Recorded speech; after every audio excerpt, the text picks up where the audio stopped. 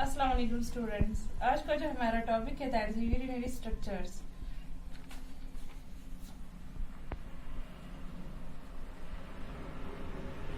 Urethral structures, जो urethral structures है, it refers to chronic fibrosis or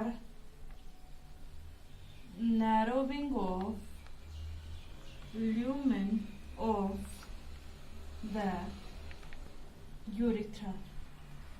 जो urethral structures है, इसमें क्रॉनिक फाइब्रोसिस हो जाती है और इसमें जो यूरिथ्रा का जो ल्यूमेन है वो नैरो हो जाता है, वो तंग पड़ जाता है। और ये जो टर्म है it is applied it is a term applied to abnormal narrowing। ये जो टर्म है it's applied to the abnormal narrowing. किस में एबनॉर्मल नैरोविंग होती है? Of the urethra.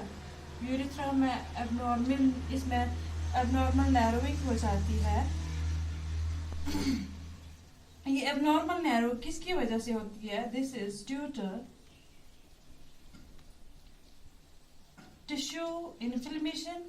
इसमें जो टिश्यूज है उन टिश्यूज की इन्फ्लेमेशन हो जाती है और the presence of scar tissues, इसमें स्कार टिश्यूज प्रेजेंट होते हैं, तो उसकी वजह से जो यूरिथ्रा है उसकी एबनॉर्मल नैरोविंग हो जाती है।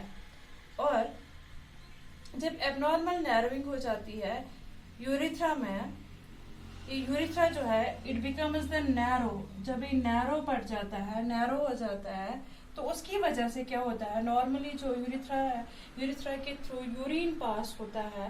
अब जब ये यूरिथ्रा जो है अब इसमें नैरोनेस हो गई, फाइब्रोसिस हो गया, तो उसकी वजह से क्या हो जाता है? इट कैन रेस्ट्रिक्ट, तो उसकी वजह से restrict urinary flow.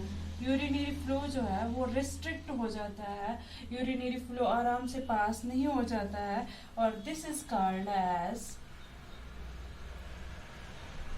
Urethral structures. और ये यूरिथ्रल स्ट्रक्चर्स जो है इट अफेक्ट्स, इसमें बल्बुलर एरिया जो है, बल्बुलर एरिया ऑफ यूरिथ्रा वो ज्यादा अफेक्ट इसमें हो जाता है।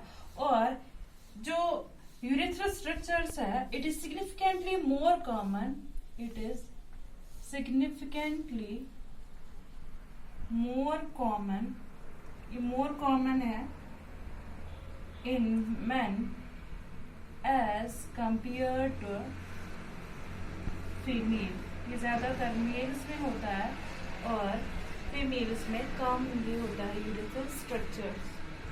Now causes of urethral structure, इसमें जो cause है that is the first one, a medical procedure that involves inserting an instrument। जब हम यूरिथ्रा में कोई इंस्ट्रूमेंट इंसर्ट करते हैं, inserting an instrument such as endoscope into the urethra। Urethra में हम एंडोस्कोप इंसर्ट करते हैं तो उसकी वजह से भी इन्फ्लेमेशन हो जाती है और नैरोनेस हो जाती है। किसमें? यूरिथ्रा में। Next one that is long term use of a tube inserting through the urethra, that is to drain bladder. जब हम ड्रेन करते हैं ब्लेडर थ्रू ट्यूब, तो लॉन्ग टर्म के लिए अगर हम यूज करेंगे तो that also causes the urinary structure. Next one is a trauma. Trauma की वजह से या इंजरी की वजह से, injury to the urethra. Next one, cancer of urethra, अगर यूरिथ्रा में कैंसर होगा। नेक्स्ट वन, रेडिएशंस की वजह से भी होता है, पेल्विक फ्रैक्चर की वजह से भी होता है, और इसमें रियर काजेस है जिसकी वजह से यूरिथ्रल स्ट्रक्चर होता है, that is tumours located in the urethra. लेकिन नियर अबाउट द यूरिथ्रा अगर ट्यूमर्स प्रेजेंट होंगे that also causes the urethral structure, या untreated urinary tract infection, या untreated urinary tract infection, उस infection की वजह से भी inflammation हो जाती है, तो it also causes the narrowness. Next one, the sexually transmitted disease, उस transmitted disease की वजह से भी होता है, that for example gonorrhea या chlamydia, तो उसकी वजह से भी urinary structure हो सकता है. Now, risk factors of urinary structures, that is, इसमें some men have elevated risk of developing urethral structure. इसमें सम मैन जो है उनको एलिवेटेड रिस्क होती है यूरिथ्रल स्ट्रक्चर डेवलप होने की. अब किन आदमियों में ज्यादा चांसेस है, दैट इज फर्स्ट वन, जिनको एनलार्ज्ड प्रोस्टेट होगा उनमें ज्यादा चांसेस है यूरिथ्रल स्ट्रक्चर होने की. नेक्स्ट वन, दैट इज यूरिथ्राइट्स, और जिनको ज्यादा यूरिथ्राइट्स होता है that is swelling or irritation in the urethra,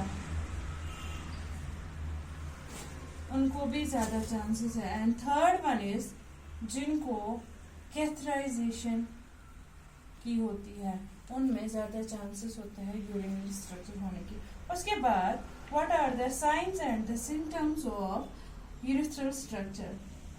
इसमें sign symptom, first sign and symptom है दैट इज जब नैरोनेस हो जाती है किसमें, यूरिथ्रा में, तो उसकी वजह से क्या होगा, that is weak urine flow जो होगा दैट इज वीक, और reduction in the volume of urine, that is the first sign. Next one इसमें होगा सडन, और पेशेंट को फ्रीक्वेंट अर्ज होगी टू यूरिनेशन की फ्रीक्वेंट अर्ज होगी पेशेंट को. Third one, a feeling of incomplete bladder, emptying after urination, जब पर्सन यूरिनेशन के लिए जाता है ब्लैडर को एम्प्टी करता है, ब्लैडर को एम्प्टी करने के बाद भी पेशेंट को लगता है feeling of incomplete emptying bladder. Next one, frequent starting and stopping of urine stream. ये जब यूरिनेशन के लिए जाता है पेशेंट, जब यूरिन करता है तो फ्रीक्वेंटली स्टार्ट भी करता है एंड स्टॉप भी करता है ऑफ यूरिन स्ट्रीम. और next one, that is pain और बर्निंग ड्यूरिंग यूरिनेशन. जब पेशेंट यूरिनेशन के लिए जाता है तो पेशेंट को फील होती है पेन और बर्निंग सेंसेशन होती है, burning sensation during urination. Next one symptom is inability to control urination. ये पेशेंट जो है ये यूरिनेशन को कंट्रोल भी नहीं कर सकता है. इस पेशेंट को यूरिथ्रल डिस्चार्ज भी होता है. Urethral discharge is another symptom. Next one, pain in the lower abdominal area. Lower abdominal area में पेशेंट को पेन होती है, और पेल्विक एरिया में पेन होती है। नेक्स्ट वन, इसमें पेशेंट को पिनाइल स्वेलिंग होती है और पिनाइल पेन होती है। Next one, that is the presence of blood. Blood जो है वो प्रेजेंट होता है इन द सीमेन और in urine. Next one, darkening of the urine. जो यूरिन है, that's the darkening of the urine is all about the signs and symptoms of urinary structure. Thank you students. Have a nice day.